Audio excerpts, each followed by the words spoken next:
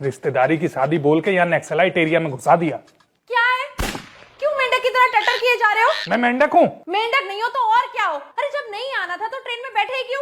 अरे तुम तो चलिए चलिए दामाद जी, अरे सब इंतजार कर रहे हैं आपसे मिलने का। एक ग्राम विकास अधिकारी किसी के बुलावे पे नहीं आता। तो जब लोग खींच के लेके जाएंगे तब जाओगे? ये क्या तरीका है बात करने का? तो क्या करूं मम्मी, तुम्हें नहीं पता पूरा रास्ता कितना सुनते हुए आई हूँ मैं। क्यों? क्योंकि फर्स्ट एसी की टिकट बोल के सेकंड क्लास की टिकट करवा दी आपके रिश्तेदारों ने, वो भी सिटिंग।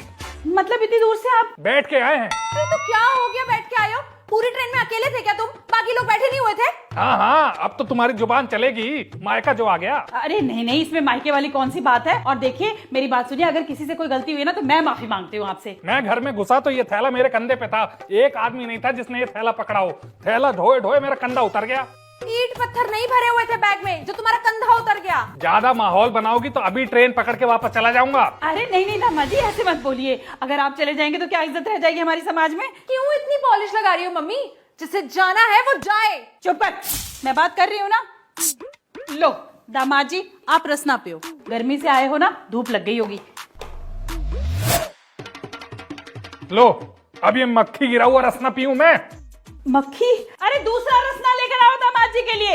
ये मेहमान नवाजी हो रही है तुम्हारे यहाँ। 2 ग्लास और भी तो पड़े थे, उसमें से पी लेते। नहीं पी सकता था। नहीं पी सकते तो रहो प्यासे। क्यों रहेंगे प्यासे? दामाद जी मैं अपने हाथों से बनाकर लाती हूँ आपके लिए। क्यों सर चढ़ा रही हो मम्मी? 4 दिन बचे हैं अभी शादी को, ऐसे पॉलिश लगाओगी ना तो 40 क्रम दिखाएगा ये आदमी। वापस रखो ये पजामा।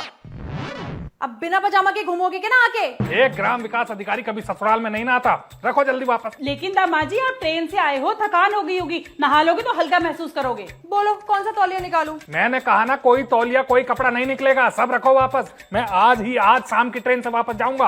अरे ये तो अटक ही गए हैं बेटी। अटक गए तो अटक जाने दो मम्मी, तुम क्यों टेंशन ले रही हो? वैसे भी शादी में दूल्हा दुल्हन चाहिए होते हैं, ऐसे नकचढ़े रिश्तेदार नहीं। मैं नकचढ़ा हूँ? कोई शक रह गया है? देखा आपने, ये है तरीका आपकी बेटी के बात करने का। मायके आते ही तेजी आ गई बोली में। अरे छोड़िए ना दामाद जी, ये तो नादान है, आप क्यों सुन रहे हैं इसकी बातों को? तो किसकी सुनूं? किसी की नहीं, तुम सिर्फ उठो और निकलो यहाँ से। पागल हो गई है, क्या बोले जा रही है? वही बोल रही है जो आपने सिखाया है। आप तो रुक जाइए दामाद जी। क्या रुकूं और क्यों रुकूं? ये है मान सम्मान एक ग्राम विकास अधिकारी का। तुम मान सम्मान के ना लायक ही नहीं हो। अरे तू तो चुप हो जा कम से कम। बोलने दीजिए, यही सब सुनना बाकी था।